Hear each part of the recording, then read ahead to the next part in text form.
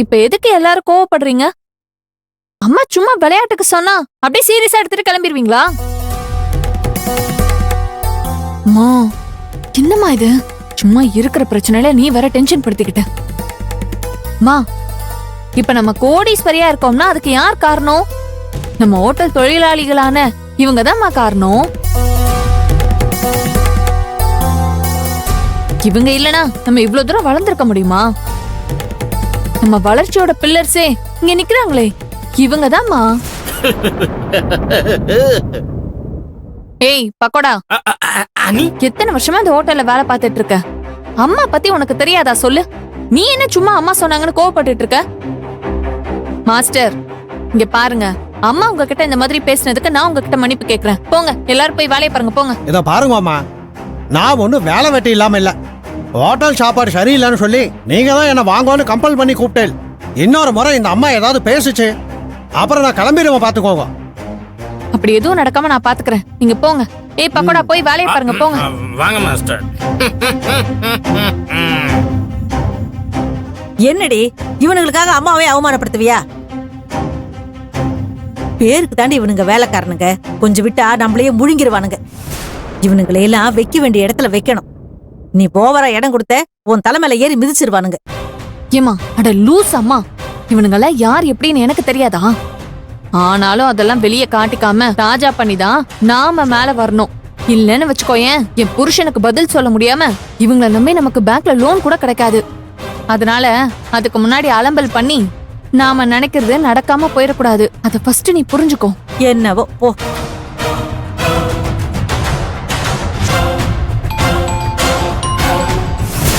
மா, பேங்க்காரங்க தான் கால் பண்றாங்க. ஹலோ கீர்த்தி மேடம், நாங்க பேங்க்ல இருந்து பேசுறோம். சார், உங்க போனுக்காக தான் நாங்க இவ்வளவு நேரம் வெயிட் பண்ணிட்டு இருந்தோம். சொல்லுங்க சார். மேடம், எல்லாம் குட் நியூஸ் தான். உங்க லோன் ப்ராசஸ் ஓகே ஆயிடுச்சு.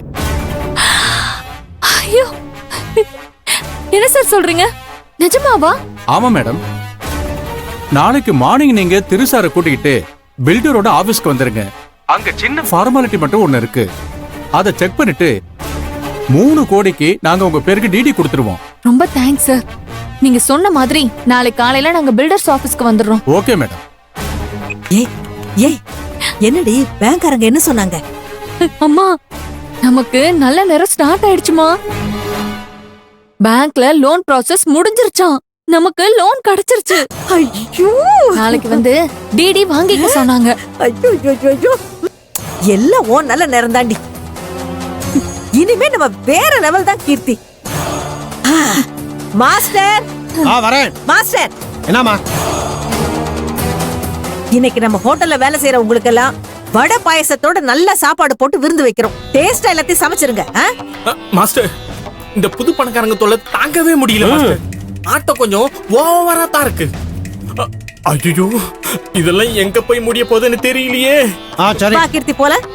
சரி, எதுக்கு ஒன்றும் குறைச்சல் இல்லை. நம்ம வேலையை நம்ம பார்ப்போம், போங்க.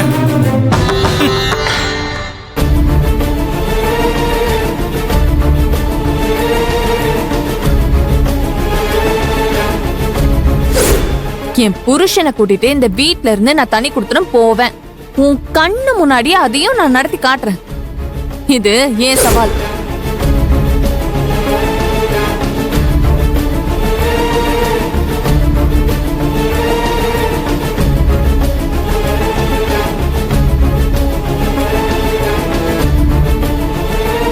என்னம்மா செல்வி, என்னம்மா இலையை இப்படி கட் பண்ணிட்டு இருக்க? ஏதோ ஒரு நினைப்புல தப்பா கட் பண்ணிட்டேனே. உனக்கு வேற என்ன நினைப்பு இருந்துற போது? எல்லாம் அந்த குடும்பத்தை பத்தி தானே. ஆமா, நானும் நீ கல்யாணமாகி வந்ததுல இருந்து பாத்துக்கிட்டு தான் இருக்கேன். நீ அந்த குடும்பத்துக்கு எவ்வளவு பாடுபடுற. ஆனா அங்க இருக்கிறவங்க உன்னை சரியா புரிஞ்சுக்க மாட்டேங்கிறாங்க. என்ன பண்றது? செல்விமா, நான் உன்கிட்ட ஒன்னு கேட்கணும்னு நினைச்சேன். நான் கேள்விப்பட்டதெல்லாம் உண்மையா? என்னன்னு? அந்த கீர்த்தி ஆசைப்பட்ட மாதிரி புதுசா வீடு வாங்கி குடியேறதுக்கு வீட்டை சூரிட்டியா வச்சு பேங்க்ல லோன் வாங்கி எல்லாரும் டாக்குமெண்ட்ல கையெழுத்து போட்டீங்களாமே, உண்மையா? ஆமாண்ண, எல்லாருமே ஒரே மனசா சம்மதிச்சு கையெழுத்து போட்டுட்டாங்க. லோன் ப்ராசஸ் கூட இன்னும் 2-3 நாள்ல முடிஞ்சிரும். என்னம்மா சொல்ற? அதனால என்ன பிரச்சனை வரும்னு யாரும் எதுவும் யோசிக்கவே இல்லையா? எப்படி கீர்த்தியை நம்பி வீட்டு பத்திரத்தை பேங்க்ல வச்சா? நீயாவது கொஞ்சம் எடுத்து சொல்லிருக்கலாம்ல. நான் எவ்வளவோ சொல்லி பார்த்துட்டேன்னு. கீர்த்தியும் மாமாவும் அதுல இருந்து பின் வாங்குறதா இல்ல. இனி நடக்கிறத நடக்கட்டும். ஹம், ஆனா எதுவுமே தப்பா நடந்துடக்கூடாதுன்னு நானும் கடல் கிட்ட வேண்டிக்கிறேன். நீ வேண்டது நடக்குதோ இல்லையோ, கீர்த்தி ஆசைப்பட்டது கண்டிப்பா நடக்கும். என்னம்மா அப்படி பாக்குற? எப்படினாலும் வீடு வாங்கினதுக்கு அப்புறம் திருவும் கீர்த்தியும் புது வீட்டுக்கு தனி கொடுத்தனும் தான் போக போறாங்க. கீர்த்தி நினைக்கிறத அப்படியே இவரு சொல்றாரு.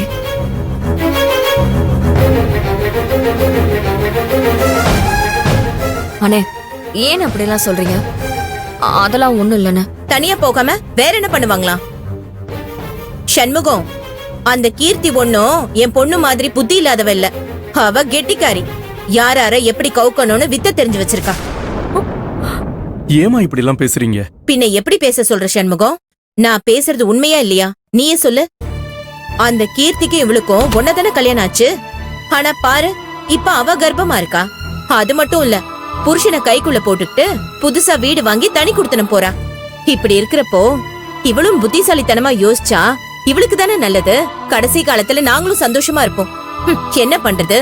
கீர்த்தி மாதிரி சுயநலமா நினைக்கிற ஒரு பொண்ணை நாங்க பெத்து வைக்கலையே. எங்களுக்கு வாச்சது அவ்வளவுதான். மா, தயவு செஞ்சு இதோட நிறுத்திக்க. நானும் கீர்த்தி உனக்கு ஒன்னா? இந்த மாதிரி கம்பேர் பண்ணி எல்லாம் பேசாத. அவளுக்கு பிடிச்ச மாதிரி யார பத்தியுமே யோசிக்காம சுயநலமா வாழ்றா. அவளை போய் ஏன் கூட சேர்த்து வச்சு பேசுற? நான் எனக்கு பிடிச்ச மாதிரி தான் வாழ்வேன், வாழ்ந்துட்டு இருக்கேன். அத நீ தெரிஞ்சுக்க. ஏய், நான் இப்ப என்ன சொல்லிட்டேன்னு எகிரிட்டு வர? உண்மையதானே சொன்னேன். என்ன கேட்டா அந்த கீர்த்தி பண்றது சரின்னு தான் சொல்லுவேன். மா, இங்க பாரு, இதுக்கு மேல ஒரு வார்த்தை பேசாத. ஒரு பொண்ணு கல்யாணம் பண்ணி கொடுத்துட்டா அவ புகுந்த வீட்டுலதான் ஆயுசுக்கும் வாழணும். அப்படி அவளோட ஆயுசு முடிஞ்சா கூட அவளோட பொணம் புகுந்த வீட்டுல இருந்துதான் சுடுகாட்டுக்கு போகணும், பிறந்த வீட்டுல இருந்து இல்ல. அதுதான் பொண்ணா பிறந்தவங்களுக்கு பெருமைன்னு பெரியவங்க சொல்லுவாங்க. இது எல்லாத்தையுமே நீ தான் எனக்கு சொல்லி தரணும். ஆனா இங்க எல்லாமே தலைகீழால நடந்துட்டு இருக்கு. எல்லாம் கால கொடுமை. இத பாருமா, எப்பயும் சொல்றதுதான் இப்பவும் சொல்றேன். நான் அந்த வீட்டுல இருந்து வருவேன்னு நீ கனவுல கூட நினைக்காத. அது நடக்கவே நடக்காது.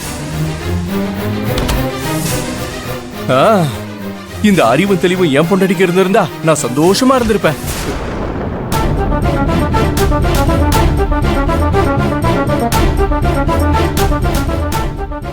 இவங்க ரெண்டு பேரும் சண்டை போட்டுக்கிட்டாங்க. கடைசியில என்ன முறைச்சிட்டு போறாங்க.